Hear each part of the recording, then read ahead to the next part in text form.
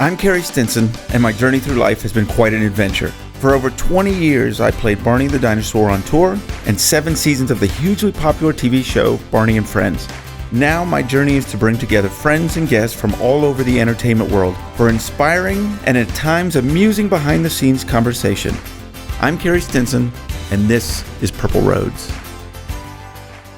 Hey, I'm Carrie Stinson, and welcome to another episode of Purple Roads. I am so glad you're here.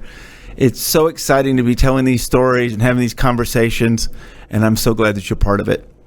As we're recording this show, yesterday we lost Caroll Spinney, the actor-performer who played Big Bird and Oscar the Grouch on Sesame Street. He was an amazing man. I was a big fan of Sesame Street. I grew up watching it and loved Big Bird. And I was so excited the day that I found out not only was I going to get to meet him, but work with him. He was such a gracious man. He was very generous with his time. We did a promotional interviews for the Sprout Network. And we were doing interviews, probably about 15 that day. And there was a lot of people in the studio, producers and Caroll always made sure that I was okay that day. Everyone wanted to ask questions and talk to him. They kind of forgot about me a little bit, understandably, but Caroll didn't. And I was so honored to work with him. And as we did the interviews, he'd always tell me what he's going to do, and you could tell he was thinking, and he was so creative. It was just absolutely an incredible experience. He inspired me, and his passion for what he was doing and his love of what he was doing was just overwhelming. So I just am so thankful, and rest in peace, Caroll.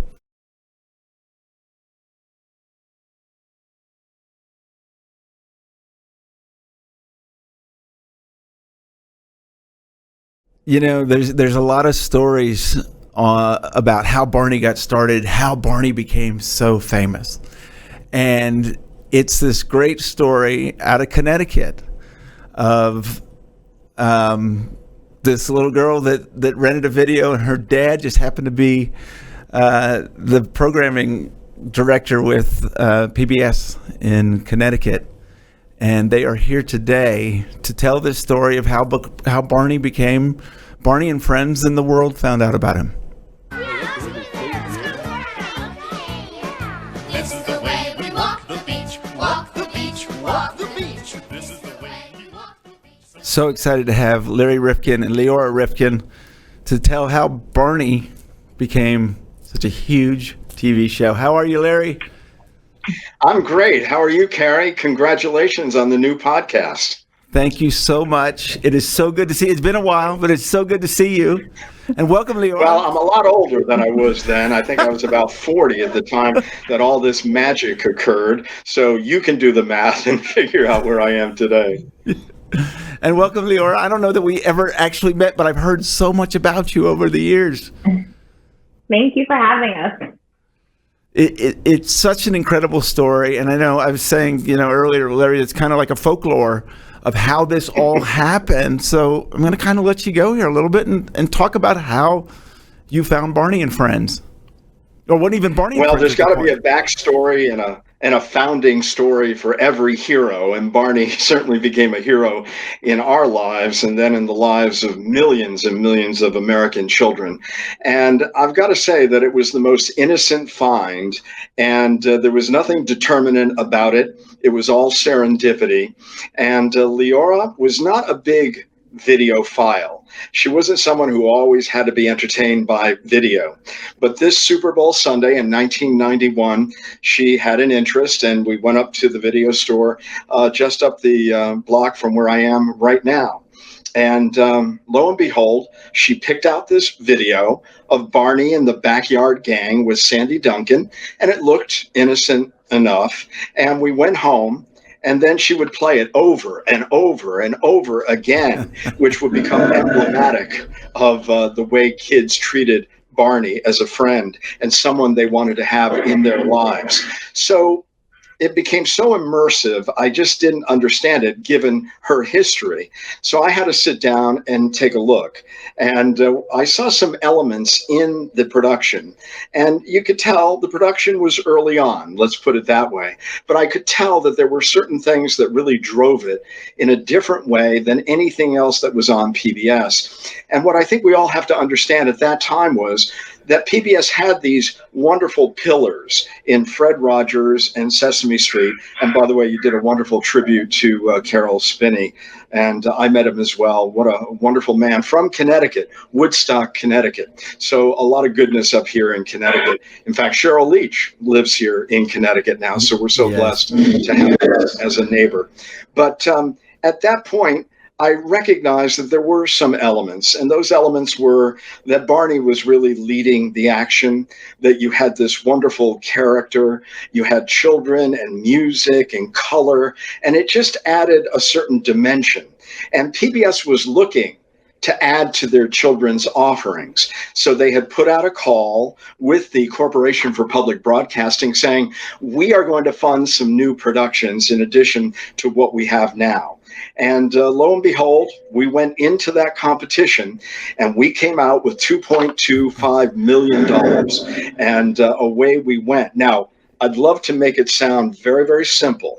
Right. But there were many twists and turns along that road. But maybe Leora could tell us what she saw in it from the get-go for us.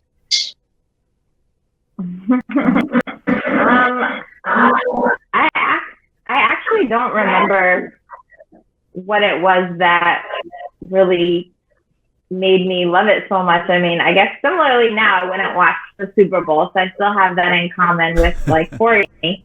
But I do, like, when I watched that clip, I did a little bit of watching that video when I was so young. So it's interesting to hear my dad talk about the fact that, like, I didn't watch a lot of TV as a kid, because that's not true as an adult.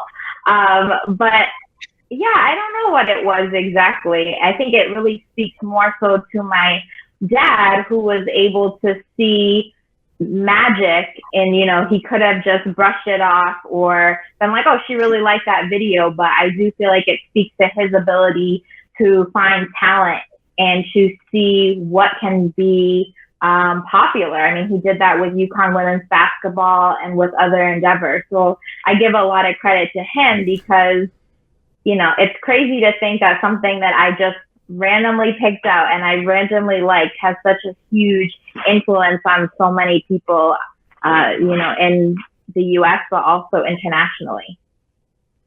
Yeah, it really is incredible. I actually started in 1991 as well, doing birthday parties for Barney in Plano, Texas, basically.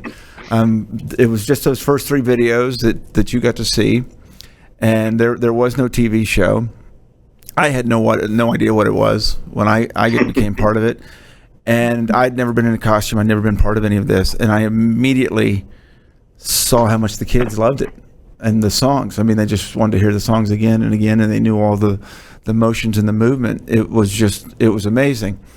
Now, at that time, Larry, what shows were on PBS? What kids shows were on PBS? Well, again, Sesame Street and Mr. Rogers, right. We had the Electric Company. We had different offerings for the older kids, but not a lot at the younger. And we realized with Barney that there was a real vacuum there aside from Mr. Rogers, because Sesame Street really played a little bit older, whereas Barney played younger. Now, right. Later on, PBS would go to things like the Teletubbies that played even younger. Sure. And you have to understand, Carrie, there were controversies that reigned throughout. Right. There was a controversy as to whether we really wanted children at the age of 2 to really be watching television. Was that the best way for them to be educated? But really, there was a space for us. There was a vacuum. And that was the fascinating thing about what Cheryl and Kathy did, Cheryl Leach and Kathy Parker, because as 2 people who had master's degrees in early childhood education, they knew that there was a place for Barney. They did this incredible effort to really test market what else was out there. They looked at everything. And at that time, it was the VHS, Right. not streaming, that everybody used as the barometer. And so they went and they looked at all these shows and they said, here is what is missing from an educational standpoint. And Carrie, I want to emphasize this because we really were all new to PBS as children's producers, even Connecticut Public Television. I'd love to talk about that a little bit because Sure. we weren't one of the known players within the public television system in the way that a WNET or WGBH from New York or Boston were. So we had to prove our own capabilities to manage a project of this enormity. But I think it's really important to recognize that if they didn't start with the right premise, not about selling toys or really making it a commercial success. That all came as a result of the fact that they had done all the right things to make it a great educational property. And that underpinning was critical to getting it on PBS and keeping it on. And trust me, Carrie, it wasn't easy. If we were canceled before we even got on the air. And please talk about that because I don't think people understand the fact that after that first season, Barney was canceled. Well, let's put it in this context. We were one of 3 series that were going to be tried at that moment in time. Okay. One was Shining Time Station with Ringo, of course. Yeah. The other was Sherry Lewis, who had been such a phenomenon And Lamb for Chop. people of my age. So we were up against 2 known quantities. We were the unknown quantity. In fact, I can never forget going out to the press tour in Los Angeles with Caroll. And this was back in early 1992. I think it was in January. And everybody was making such a fuss over Sherry Lewis because many of the middle-aged TV critics had grown up with Sherry Lewis. So they were fawning all over her. And I understand that. She deserved it for her history. But we were an afterthought. Barney, what is this thing? And they didn't understand it, Carrie, as we see with many adults. They never got it. And we walked out of there saying, well, you know, we're on our own. We think we have the audience. We think we know what we're doing. But we certainly didn't know. It was certainly not an easy thing for us to get people to appreciate at that moment in time. So what happened was we had to really gear up. To do 30 episodes, which we were funded to do, was a huge Herculean task. And we brought cameras down to Dallas from Connecticut. We had to really make certain that we conform with PBS standards. And I guess in many ways, I would have been considered the PBS rabbi for the production because I had to be the interface between PBS and, of course, Caroll, Kathy, and Dennis DeShazer, the trio that really made it come to life. So I had to make certain that I was interpreting the needs of all involved in this. And it was complex because they were new to the system. We were new to children's programming because Connecticut Public Television, I've got to tell you, the reason that Barney was so attractive to us, we had a study done that was funded by one of our corporations in Connecticut, United Technologies. And they did it through the McKinsey group, which is a very famous consulting firm. And McKinsey said, look, Connecticut, you're right between Boston and New York, but you're not well known. You don't have a lot of money. You can't make a big mistake because a lot of PBS programming that comes from the local stations, and I can explain that too, because we are not a network. So everything has to be generated either by independent producers or stations. And they said, don't make a big mistake. Find things that are already in some stage of development and bring them to completion by virtue of you adding some value to it. So this was a perfect property that a lot of the sunk costs already came from Caroll's father-in-law and others involved in the production.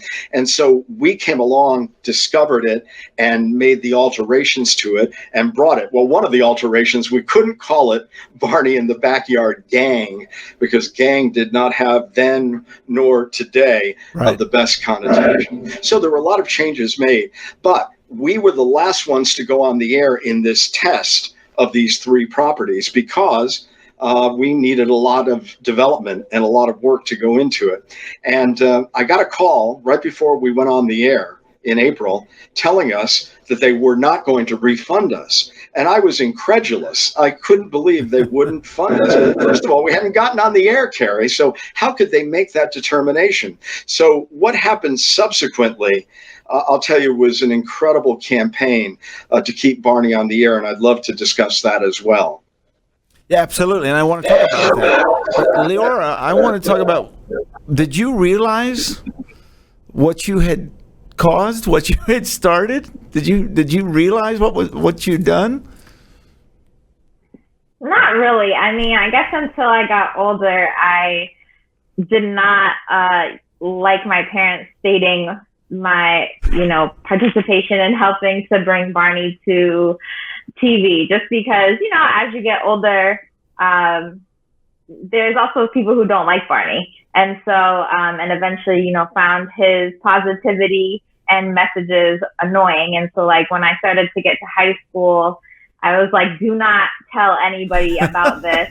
And I remember, like, there have been plenty of times when, especially in college, I was like, do not tell anybody. I mean, eventually it got to a point, too, where I figured if people thought, if people knew, they'd think I was, like, secretly rich and, like, we had all this money from royalties, which, we don't get royalties as Right. PBS.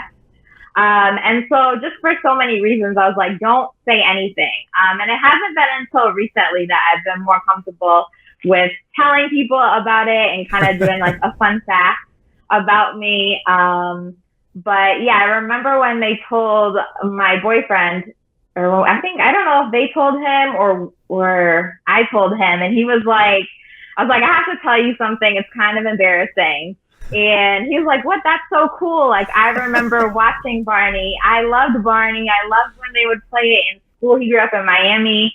And so it was really cool to kind of have people now have more positive responses. I do Right. think that still people, people either love it or don't love it. I mean, it's a name that everybody knows. And I Sure. think it's really cool that Danielle Kaluuya is doing a movie about it and hopefully bringing back the message that Barney had around like love and positivity and friendship. But definitely as a kid, I mean, I never really was like, I remember going to, Dad, where was the place where I ran off stage? Well, The I'm theater? sorry? Where was the place where Barney came and I like ran off Oh, stage? at Radio City Music Hall. No, Oh, at no. Oakdale in At Connecticut. Oakdale. Yeah, Oakdale. I think that's where he met Larry, because I did Oakdale.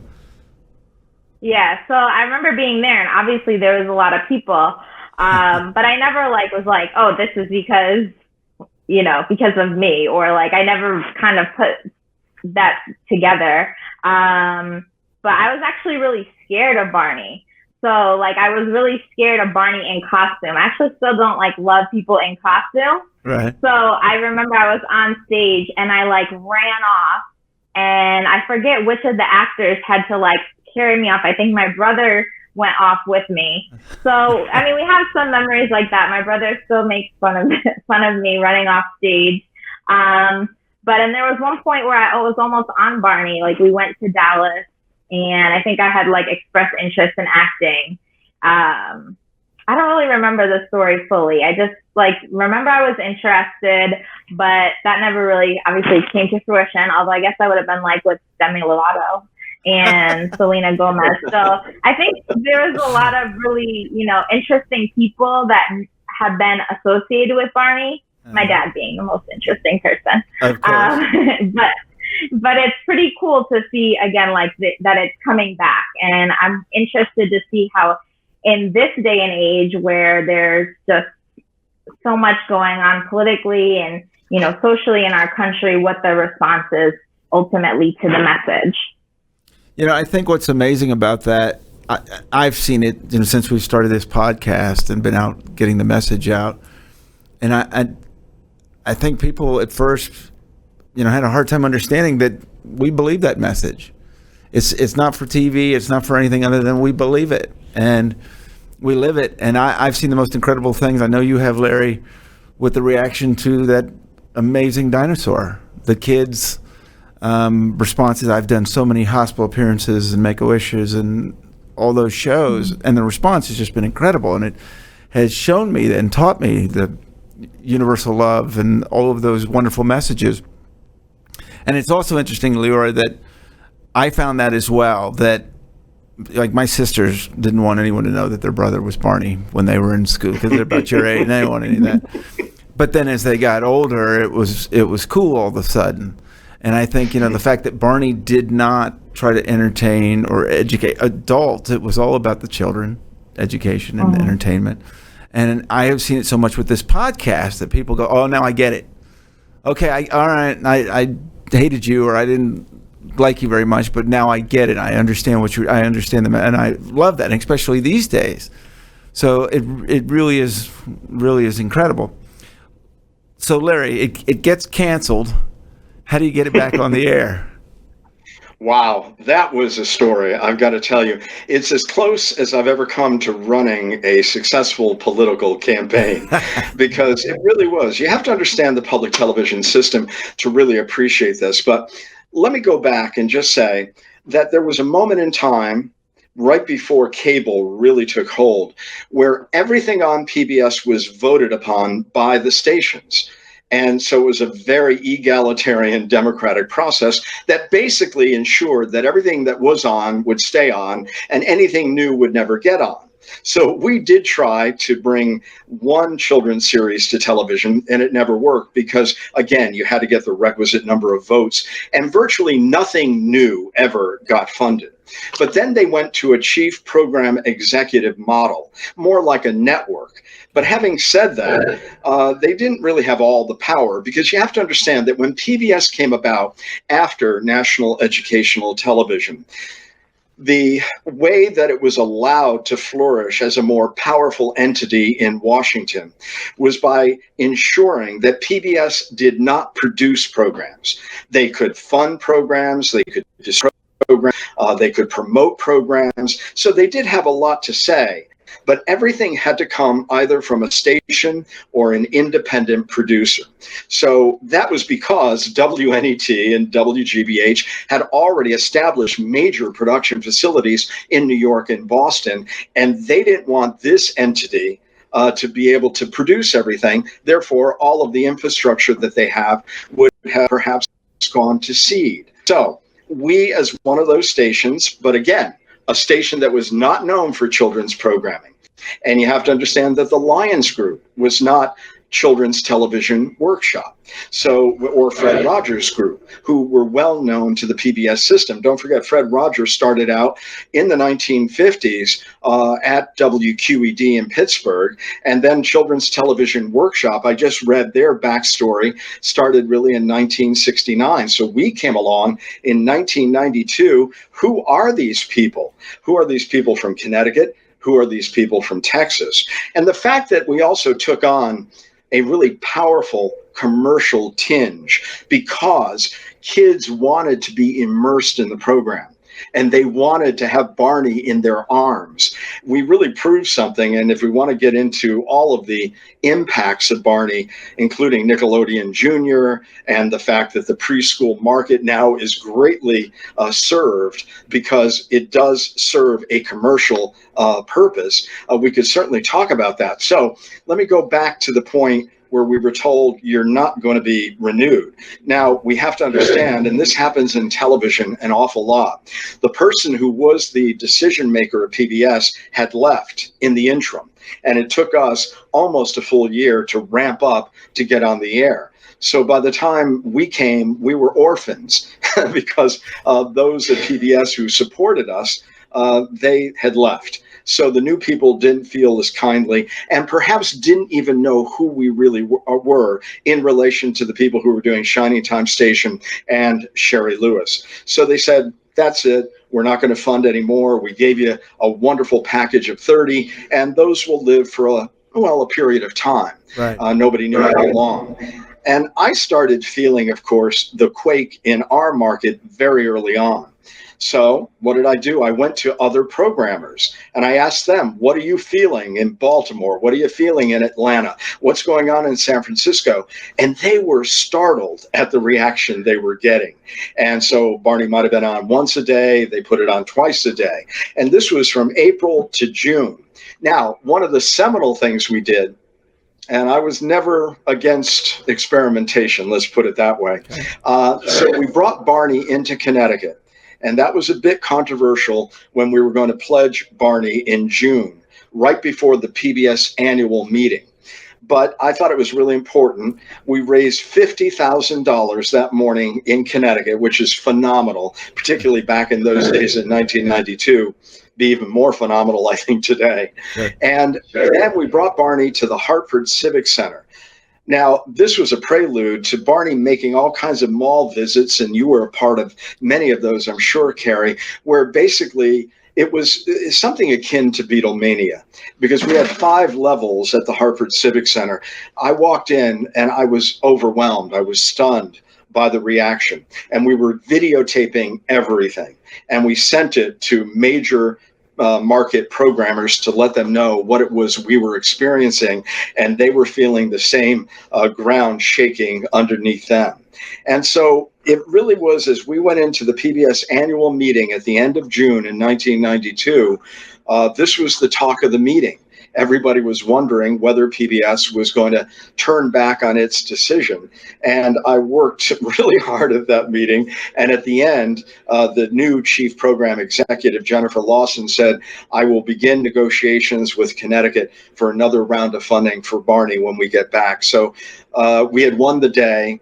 I've got to say this. It was probably Cheryl Leach's calm that kept me in the game, because she, even after that was said, had such great confidence in Barney, knowing that the audience would prevail and that what they had studied, what they had learned about this property would win the day. And ultimately, as she often was, she was right. Oh, absolutely. It's really incredible. What was it like dealing with Texas? Did that scare you? What was your thoughts, this small production down in Allen, Texas? Well, I love going down. I love being part of the team. I loved the fact that I was embraced by the people in Texas for believing in them. And I did. And they had such talented people like yourself and Bob West and David Joyner and Marianne Dutko and on. I don't want to name all of them because I'll forget somebody, but just a wonderful group. Love them all. And but again, it was like riding. It wasn't like riding a calm, beautiful dinosaur. It was like a bucking bronco. Right. Because there was something about this production that was so early on, so nascent, something that had to be developed and could really go right or could really go wrong. There were these issues that got into business issues about the marketing and such. And you can imagine that we, being the public television partner, were trying to make certain that licensing arrangements and such were kept well within the boundaries of public television. So we were looking at a lot of aspects, the creative, the production values, which had to be enhanced, and they were, of course. They were of course, enhanced a lot.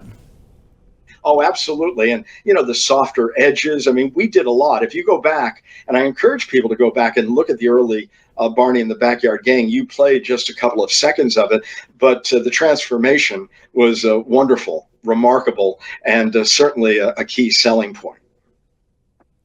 So when did you, Leora, did you realize, when this was going on, did you have any clue? What age did you realize what your dad had done?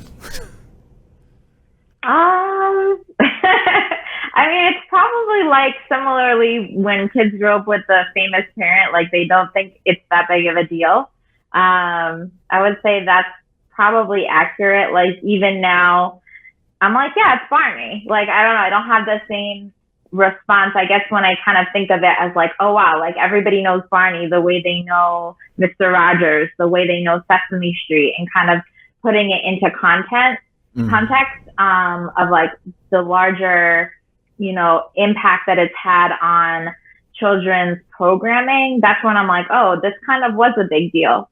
But just growing up, it wasn't a big deal. Like it didn't, I mean, I don't know if my dad has different memories where I was like really, you know, besides being enthralled with Barney, like the process of Barney coming alive for other people, I don't really have any memories of that. I think it was just like, this is what my dad does. You know, he's on TV asking for money, and he's working on other shows. Like it never was, I guess I just never realized what a big impact it has until kind of now, a little bit older, and being, you know, reflecting on the impact and just again, like putting it in. I think it was really interesting to hear and talk about, which I never thought about, like moral or ethical issues of like creating TV for kids, and thinking about like Sesame Street, how many kids want to see or they learn about other people through TV as a medium, and understanding Barney also had that impact kind of bring for me. But it's definitely nothing that I think about regularly. Really, you know, it's not like we lived in like a house. Like there's attention towards it. Regular people, and my dad was doing these cool, having an impact even to this day. Yeah, because, and I saw it firsthand, it's more than the impact it made on TV. I mean, it's changed people's lives. I've had so many people send me messages about Barney's the first time I heard love, and I understood love, and I was accepted. And I listen to the I Love You song to this day to make me feel better, to make me feel loved because I came from a family that was divorced, or all these different things. I mean, it wasn't just an impact on TV, but I mean, it's changed people's lives, what that Purple Dinosaur did, giving kids confidence and love and acceptance. And, you know, this is all over the world. All over the world knows Barney. You mentioned Barney. Everyone knows what that Purple Dinosaur is. So it's... And by the I way, wonder Carrie, if you even realize how much effect he had with this. by the way, Carrie, it's interesting that Leora got her master's degree at the University of Pennsylvania in positive psychology, the only master's program of that sort. So her interest and her love of Barney at the beginning and all that positive. And I'll tell you, I don't see how anybody today, given the rancor and the negativity in our society, can't say, let's rally again around Barney. Let's rally again around Fred Rogers. And if there was anyone in the public television system, I think, who truly understood Barney, it was Fred Rogers. And I want to make this point, that at Yale, there were two wonderful researchers at their Children's Television Center, and they were Dorothy and Jerome Singer. And I got to know them quite well, and they did some research for us. Now, I will say that we ultimately did fund the research, but it was independently derived at Yale, and they loved Fred Rogers. They weren't always the biggest proponents of Sesame Street because for them, it was too fast-paced. It was too, much in chunks, whereas Barney and Fred were much more really akin one to the other. I would say that Barney really is Fred in many ways in the Purple Dinosaur suit. And I think Fred recognized the value of Barney. And if I could, I hold this and I cherish it. It's a letter from Fred Rogers, and this being the year of Fred and our remembrance and our appreciation. Could I read this to you? Please. We were on a panel together at Yale, and I believe it was the Singers who made certain that Barney and Fred Rogers were both represented on this panel. And the letter is dated April 7th, 1993. Dear Larry, and this is all handwritten by Fred, that's his nature. Just as I was about to write to thank you for being with us last week at Yale, your gracious letter arrived. Thank you for it and for helping with the Battelle Chapel presentation. I would so much like to see and hear the tape which Barney made for the occasion. That was such a thoughtful gesture on all of your parts. We did a tape for Fred with Barney as the lead. I wish everybody could have seen and heard it well. I was singularly impressed by what you said. It's the motive that counts. You're so right. And thank you for your generous contribution that evening. May you and Connecticut Public Broadcasting prosper and offer your best to your cities for many years to come. Gratefully, Fred. There it is. I cherish this. Yeah, I think I mentioned to you, Larry, that I had the opportunity to work with Mr. McFeely, and I watched Fred Rogers growing up as a kid, and I met him, and he went into this other room, came out 5 minutes later, all dressed up, said speedy delivery, and I just about fell over, and you saw the passion. How much they loved what they did, and how much, unfortunately I never got to meet Fred Rogers, but I've seen the documentary, and his passion for what he's doing. I understand it so much through my experience, and the impact you have on children, and let's be very honest, they have on us. I mean, the impact that the children have had on me have changed my life, and so it's such a gift, and it's such an amazing experience. Well, Kara, I've got to tell you that my wife came to one of the PBS meetings, and Fred didn't come often, but when he did, it was quite an occasion. And when he did, the room got still, Sure. And there was a hushed silence, and you could hear a pin drop whenever Fred Rogers spoke. And my wife, after, we had the opportunity to meet him. And she, along with many others, men and women, couldn't say a word to Fred Rogers. They were crying just to meet him. They were so overwhelmed with emotion as to his authenticity and his passion and compassion for children. And it really resonates in a way that is so profound. And Barney has that impact. I mean, maybe not for all adults, but the children and their immersive relationship with Barney, they didn't just watch Barney, they were a part of the show.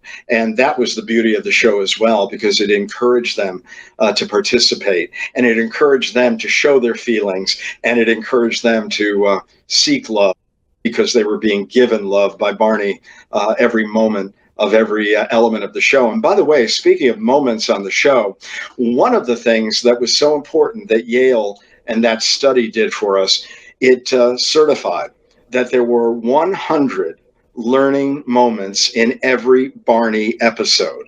So for those who thought that it was saccharine, for those who felt that it was empty calories in terms of programming, they were so wrong.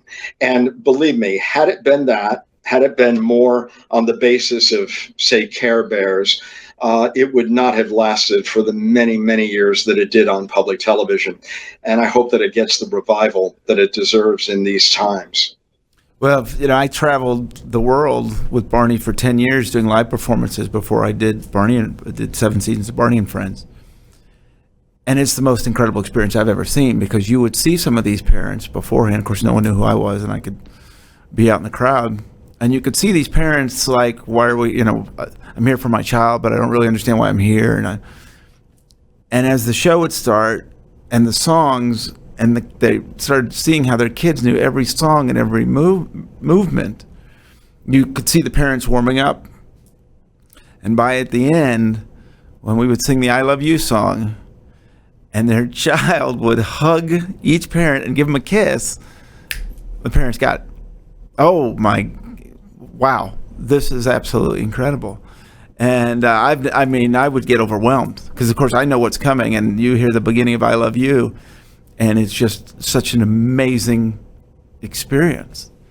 So that was not all the ender, if you will, of the show at the outset. I think it was at the beginning in certain of the shows. And don't forget that Barney started with a thought that Caroll had on a highway, a freeway, and you've got many of them in the Dallas area. Yep.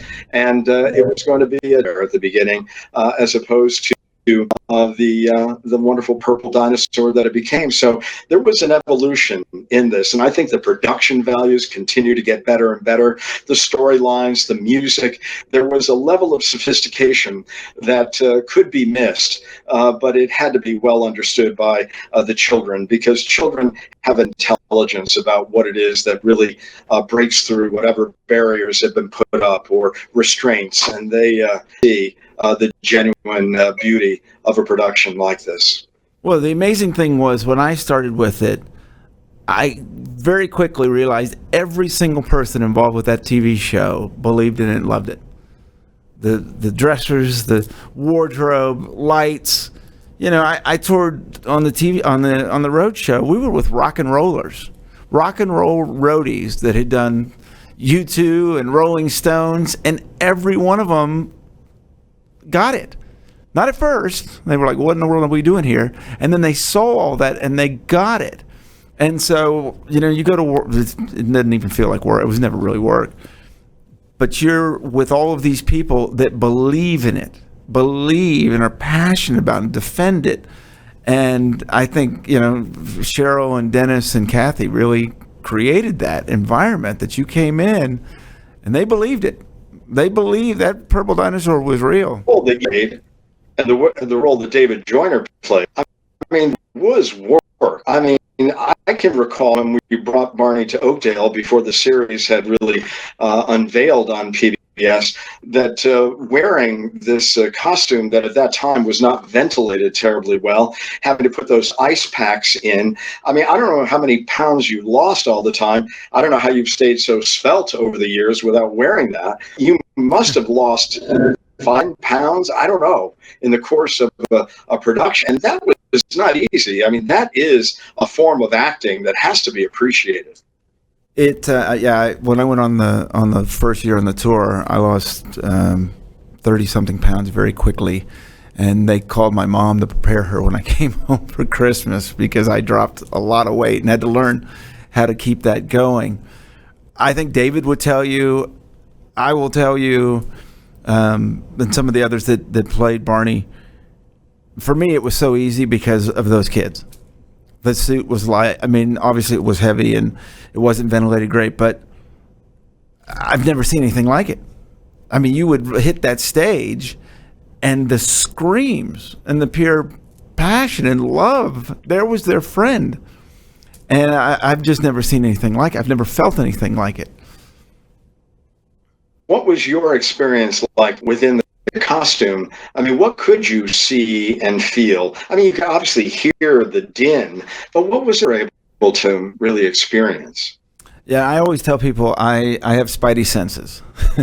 I developed over the years because I realized I had to use my vision, smell, hear, all of those senses because you couldn't really see well. You couldn't do all those things. And so you really had to pay attention. You know, you couldn't have someone walk you into a room because Barney was real. So you really had to keep it. They didn't want to see Carrie. They wanted to see Barney. So you had to keep him real all the time and really pay attention. But the reactions were just absolutely incredible. I always tell this story about being in a hospital, and this I was out in the hallway, and I met the family a little bit, and then I went about my way, and then and this was in Las Vegas. I went to the hospital room, and there was this family, and it was mom, dad, brother, sister, and then the one that was ill was a little girl, little baby. And so I did my thing. And Barney was never sad. So you'd go in the room and, you know, not too big, but you'd wiggle the tail. And I hugged the kids and all of that. And then I saw the little girl and just kind of gave her a little touch. And I left the room and was going to some other hospital rooms. And I would always do this little wiggle when I went in the elevator. And I saw the family again, and I saw the brother, the baby brother. And he grabbed on to me, and he said, "Barney, take care of my little sister." He believed Barney was real and could do that. And something that has never left me, the power of love and the power of this. And so that's, Leora, it's important for you to understand what you did and all of that reaction, because it really is so much, it turned out so much bigger than a TV show. And that's what I love about this, is that it was Connecticut and Texas that did this, and it kind of went away from those. I don't know if it would have worked in Hollywood or New York, to be very honest with you, because it wasn't the slickest production. It wasn't all of these things. And if you said you were going to have a song about I Love You and all of, you are, stupendous and all of those things, I don't know if it would have, I really don't. I don't know if it would have worked. I really think because of where it was done and the fact that we just believed in it so much that you obviously weren't going to take no for an answer. Well, I think that was one of the really important things, and I'll let Leora comment further, that a lot of people, might have looked at it and really underestimated what was going on here because of where it came from, the entities, all of us being unknown. Did we have the sophistication to compete with a Sesame Street, which is New York based? Fred Rogers had that simplicity too, coming out of Pittsburgh. And that's one of the beauties of the public television system. And it's one of the hardest things to manage, but it's one of the reasons that we have such diverse and wonderful programming, is because it comes from all over the country. And it can come from places that are unknown. And you can do things in a place like Connecticut that you're not going to be doing necessarily in New York, or something out of Dallas. I don't know that the station in Dallas, I've got to be honest, and I love the people in Dallas, among others, were thrilled that we poached and came into the market. But what happened was, the day after Leora had this wonderful romance with Barney on Super Bowl Sunday 1991, I just called Caroll, and in her innocent way, because I saw her name on the box, right, she said, I said, have you ever thought about PBS? And she said, PBS? Tell me more. And that was it. And it was all coming from such a good place. But I think Leora now, given her experience, she's very societally conscious, very aware of messaging, and is a great professional herself as it relates to understanding human nature. And I think now she probably appreciates more than ever what positivity means, having taken, again, the only course in America on positive psychology. Leora, you want to say anything about that? I do think that I definitely have more appreciation than I had in the past for Barney and for the impact that it probably did have on my life. When you're a kid, you don't really realize it. And again, as you get older and moving into adolescence, I don't want to be associated with that. That's for little kids, or that's not cool. And now I would say as an adult, and I worked at Boston Children's Museum out of undergrad, and like my dad mentioned, I didn't really put it together until there was an article in the New York Times a couple of years ago at the 25th anniversary, I believe. And I don't know, what anniversary was that, Dad, of Barney being on air? Yeah, the and so 25th.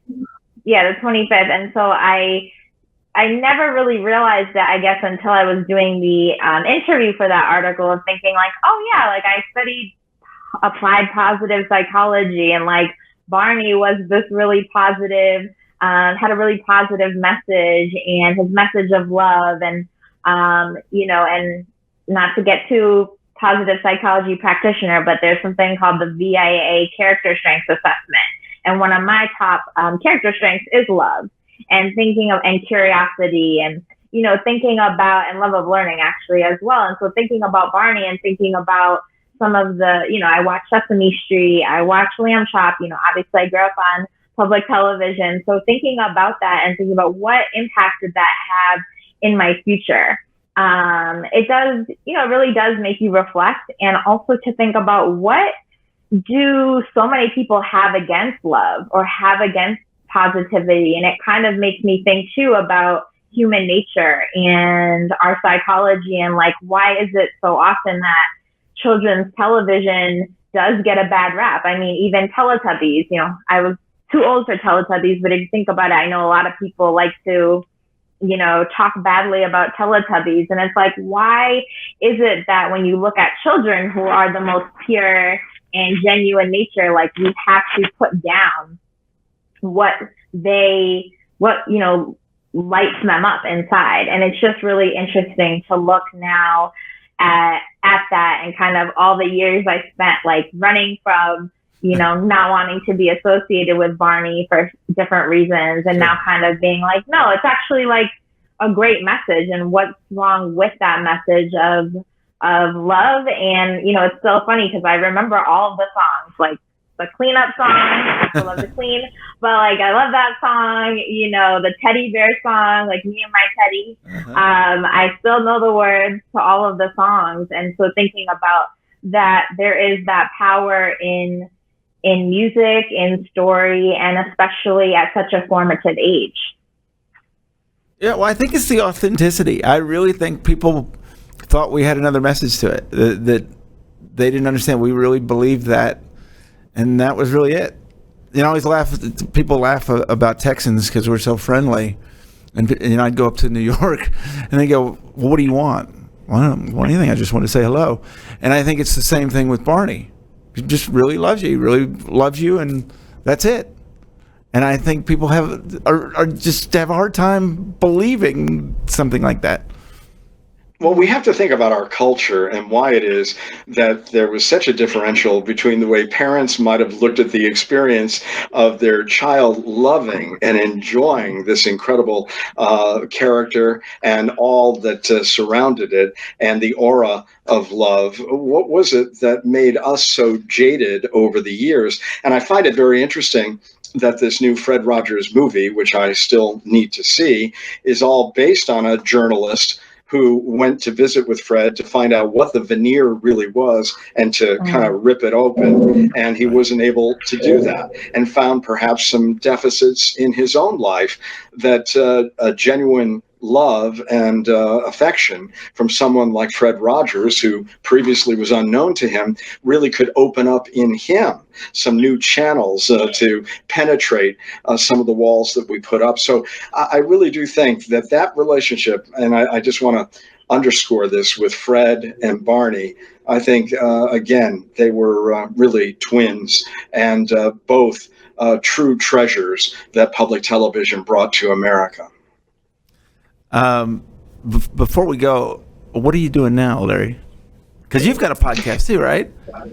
Yeah, I've got a podcast too, a little bit different. Well, let's say I left public television back in 2009. I took an early retirement. I had been at CPTV for just a little bit short of 30 years, and I loved it. But I thought it was time to go. I went back into my early love, which was radio. I was brought up a radio brat. My father was a radio station manager, and I did a talk program that was different than many of the talk programs. I love a diversity of topic, and I was very open to a whole range of ideas. And I realized back in 2017 that maybe my brand of talk was not going to be as well received as it had in the past. And I decided to go into podcasting, and I'm doing one now, a podcast, almost 300 episodes in, on social and political trends in the country, called AmericaTrendsPodcast.com, available wherever podcasts are found. And I'm thrilled to be doing it, have wonderful guests, and it keeps my mind just totally engaged. But I'm also teaching a course to older folks like me at the University of Connecticut based on the podcast. I'm doing Chris Radio, a reading service for the blind, and I helped to start a new public radio program in Connecticut last year. So I'm doing a range of things and enjoying every one of them. But again, when I go back and I look at this moment in time, and I look at the 1990s and what it was, we brought UConn women's basketball to television, and we did that under the shadow of ESPN here in Connecticut. And I think that had a lot to do with women's basketball and sports taking another step up the ladder. So we've been very fortunate here in Connecticut to really shake up the children's and the sports world. And it was just a wonderful career, and I wouldn't trade a day of it for another dollar or whatever other experience someone could have offered. It was just for me a perfect fit. It's so I tell people that too, that the money aspect of this, really. It doesn't even matter with it. I mean, what I was given, the gifts through all of this are bigger than anything. Because same thing, I didn't get royalties either, and don't care, because everything I got and continue to get through this podcast, reconnecting with these amazing Barney fans and the fans of children's television, it's just absolutely been incredible. I think we've heard a little bit, Leora, but so what all are you equity. doing? Yes. So, Leora, what are you doing these days? Well, my dad also forgot to mention that he is a prolific songwriter, and he's in a band, and he's working on his memoir. So he only gave you a tad bit of what he's doing. You know, he said we're tired, and obviously he's not even close. He's busier than ever is what it sounds like. Yeah, for sure. So what am I doing? So I do a couple different things. So my background has been more so focused on nonprofits. So currently I'm a career coach and instructor for an IT and biomedical program in Cambridge. It's a workforce development program.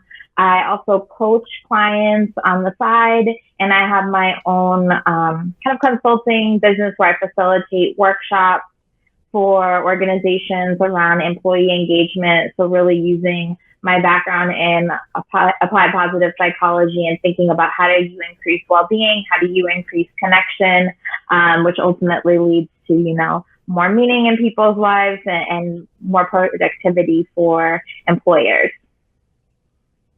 It sounds like she's very busy. It sounds like both of you very busy. And Carrie, we're available for cameos in the new Barney movie. Wouldn't that be awesome? Yeah, it'll be really interesting to see what they do with it. Very, very interested. Obviously, Leora, I got to say thank you, because you're a big part of why I had the career I had, and both of you. It's such an incredible story. It really is amazing how this all happened. And it was Blockbuster Video. Is that correct? Where you got the video? And no, it was a small independent video store called Prospect Video Store. No longer exists. Well, we still want to give them. We want to give them their love too. But I mentioned Blockbuster because a lot of people don't know the story, which is that they were denied. They tried to get into all the Blockbusters and they were denied, and so they went store to store and actually got around the country, kind of going around the system. Absolutely. Look, that's the thing. They were never deterred. And it was that commitment, that belief that you could sense that they were not going to be denied. And that's why when Caroll said to me, "Don't worry, Larry, this will all work out." And I knew she was right. She just had such an inherent understanding of what it was that they had all built. And we really need to give kudos to Caroll Leach, Kathy Parker, Dennis DeShazer, and of course to Dick Leach for seeing it and to agreeing to stay with it during the early times when they were so creative about getting their property, their love, and this character out to the world. And it just took some luck and serendipity for us to come along and be fortunate enough to be part of it. And we are so grateful. Well, we are so grateful to you. Thank you both so much for being on this show. I'm so glad to have you here. It's so good to see you again, Larry. And good luck with the podcast. Yours too. And obviously, long live Barney. Absolutely.